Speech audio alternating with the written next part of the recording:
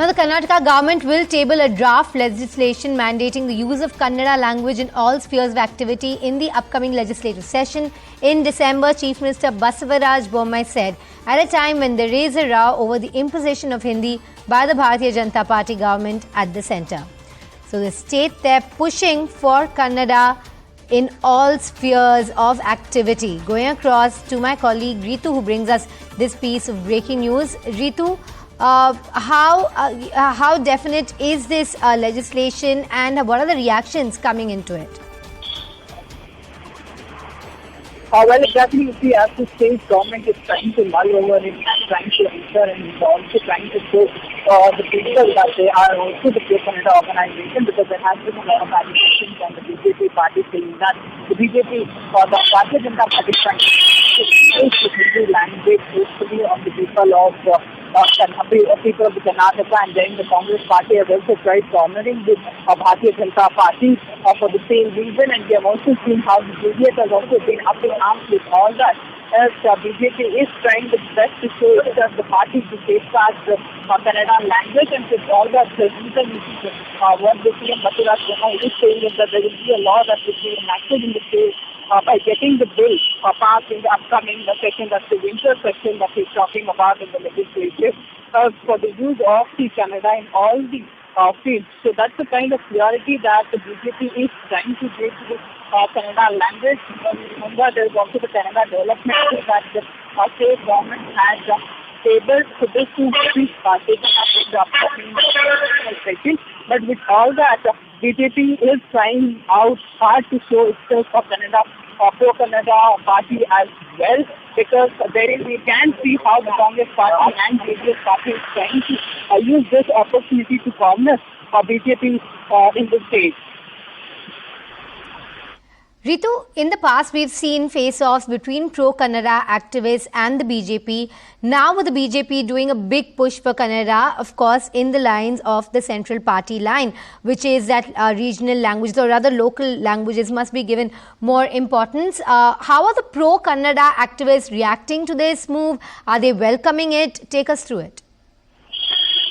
Well, you see, often the sentences that are being reiterated from the pro-Kannada organization has always been the same, where the pro-Kannada activists have said that their war is not against the language, the Hindi language, but it is all that war that is against the imposition of the Hindi language on the people of Karnataka, because it's the diversity that we talk about and the democratic system as well, the secular system as well, that we try and uphold in our country. With all that, BJP is trying to impose Hindi language hopefully on Kannadigas is not right, and the first preference should be to overspread the Kannada language and try and uphold, because this is also the language that we're talking about is almost 3,000 years old language, and there should be a significance and respect that has to be given to the Kannada language. So that has been the kind of reaction coming in from the pro-Kannada organization.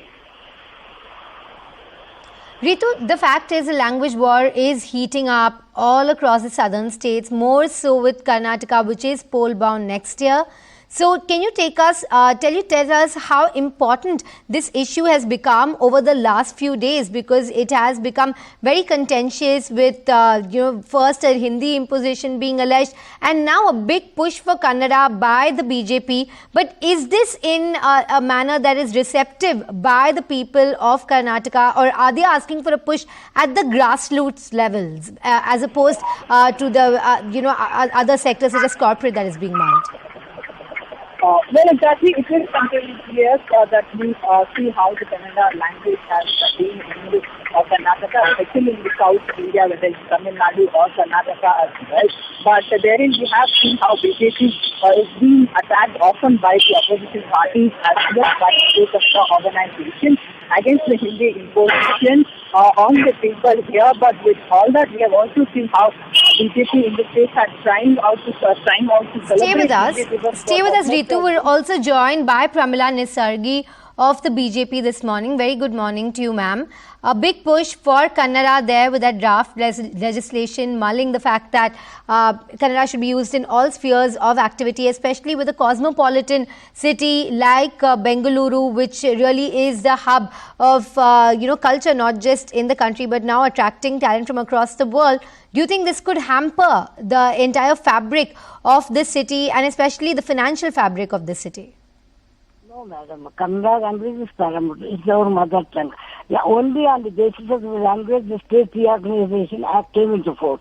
On the basis of language. And it is earmarked. Karnataka is earmarked on the basis of the language. That means that, because it is incumbent upon the respective government to incorporate that. And that is what our state government is doing it.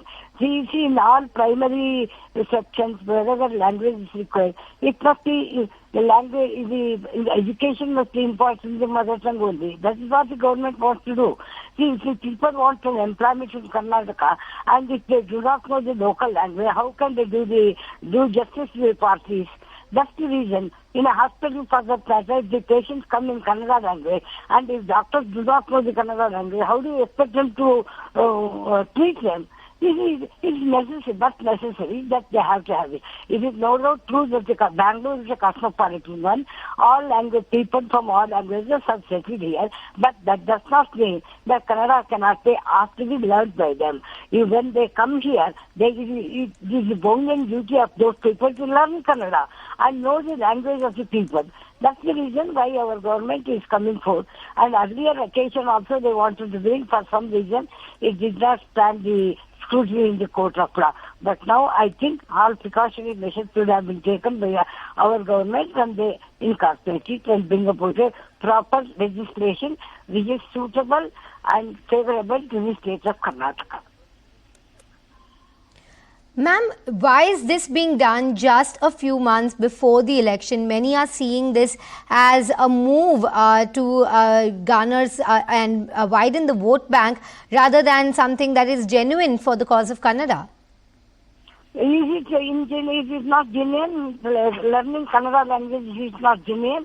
Why whatever may be the national language, it's a linked language. It is not that they are prohibiting. That's a different thing. Why everything, you bring it and tag on the election. Elections come every day. Municipal elections are coming up. The Jilla Panchayat elections are coming up.